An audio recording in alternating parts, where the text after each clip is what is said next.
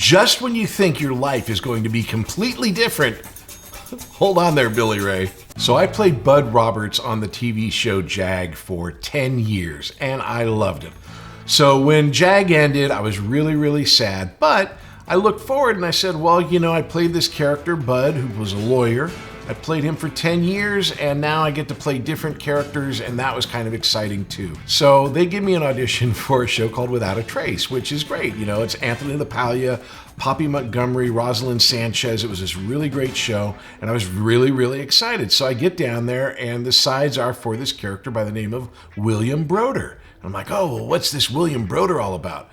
Well, William Broder is an attorney. And I'm like, oh, okay, well, maybe he's different than Bud. Well, yeah, he was. I mean, he wasn't wearing a uniform. I go ahead and I read, and I got the word back that the director loved it and that I'm hired. So I'm like, great. So I get this job. So they sent me to Los Angeles, where there's this one studio, LA Studios, where they have all these different sets. And one of them is a courtroom set, one of them is a medical hospital set. And we had been down there for Jag shooting at the courtroom set. And so I'm in wardrobe, and I get my wardrobe on and everything. And they bring me to the director, and they say, the director wants to meet you. And so the director comes in. Director was Jeannot Zvark. Now, Jeannot is this amazing director. He directed one of my favorite movies, Somewhere in Time. He also had done a ton of great TV shows, including Jag. He had directed me in a ton of episodes of Jag. So it's time to shoot the scene, and sure enough, it's a set that we used on Jag. I had been in this set before, and there was Anthony LaPaglia. So he was really great. He's wonderful. He's very nice,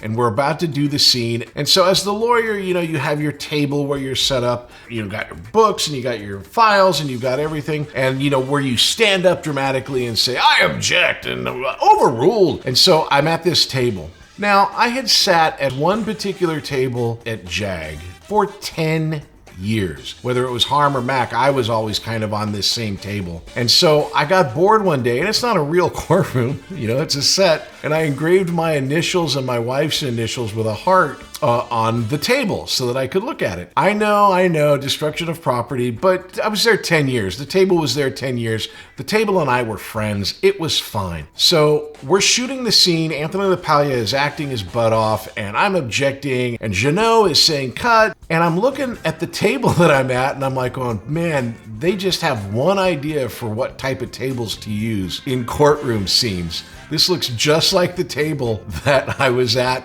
all those years at Jag. Well, guess what? You're probably ahead of me. It was the very same table. I looked down on the side right where I carved my initials and my wife's initials, and there they were. So here I was on the first job that I thought my whole acting life was going to be different, on the same set, being directed by the same director, playing the same type of role, literally at the same table that I had been for the last 10 years.